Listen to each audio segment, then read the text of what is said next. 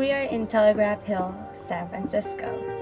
In 1849, this hill had a signal station that brought news of arriving ships to San Francisco.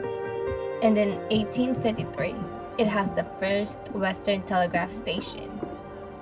They later established a fine restaurant with an observatory. The restaurant closed down because it failed to attract customers, and it got too expensive to bring customers up the hill. Henry Howard, an architect who won the design competition for the memorial, designed Coit Tower. Howard also designed San Francisco City Hall and War Memorial Opera House.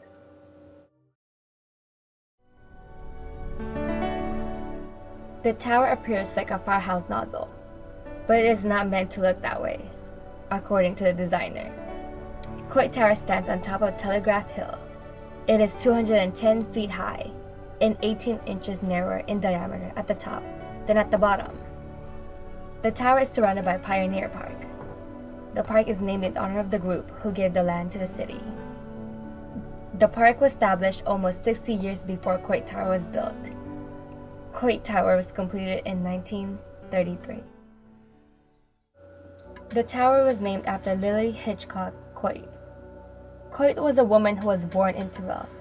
She often dressed as a man to gamble at saloons, smoke cigars, ice skate in short skirts, and once went to a man's camping trip.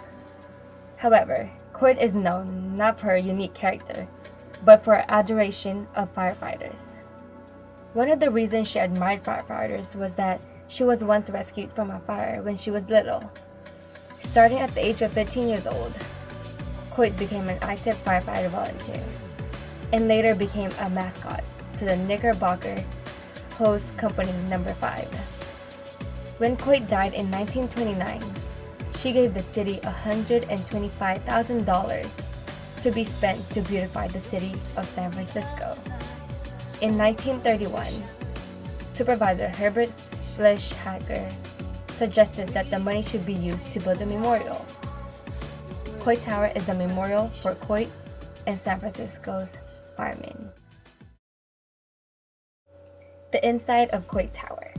Murals painted by 25 artists and their assistants decorate the inside of Coit Tower.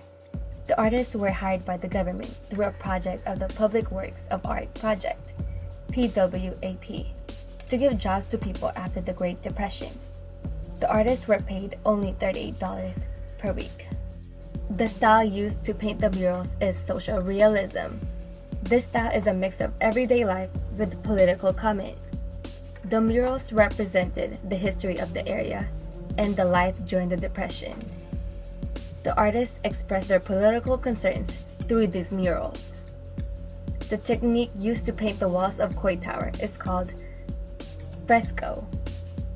Fresco painting is a slow process. Each stroke is final and the colors cannot be blended. Here are some of the murals. This is Surveyor by Clifford White.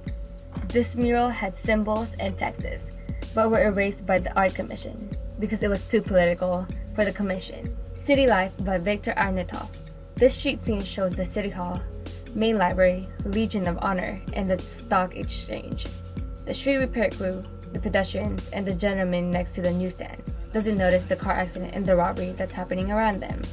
What the artist is showing observers is that the lack of a concern for others is the Depression mentality. Library by Bernard Zeichheim. This mural shows one man is getting a book by Karl Marx. This scene is implying perhaps a different form of government. Banking and Law by George Harris. The lawyers reading and doing research are showing the confusion of the time, the downfall of the stock market.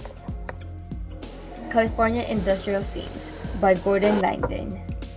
It is showing workers, homeless people, strip mining, and the Shasta Dam. Railroad and Shipping by William Hestel. This scene is implying the lack of business exchange of the time because of the weeds in the picture.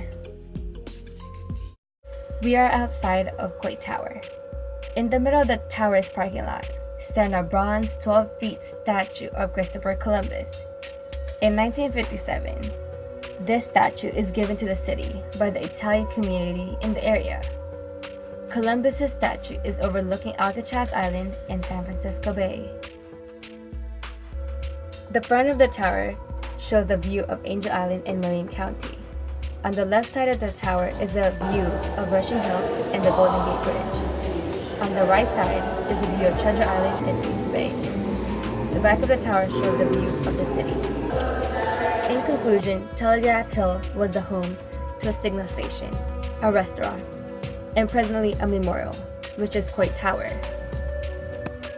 The people who helped build and turn Coit Tower Memorial into a reality succeeded in their intention to enhance the city of San Francisco.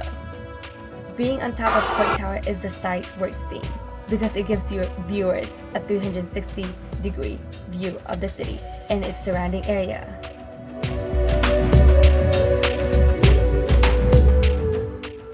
It gives viewers a different perspective of the Bay Area, and viewers leave with a feeling of love for the city. Coit Tower is a San Francisco icon and is visited by visitors and residents every day.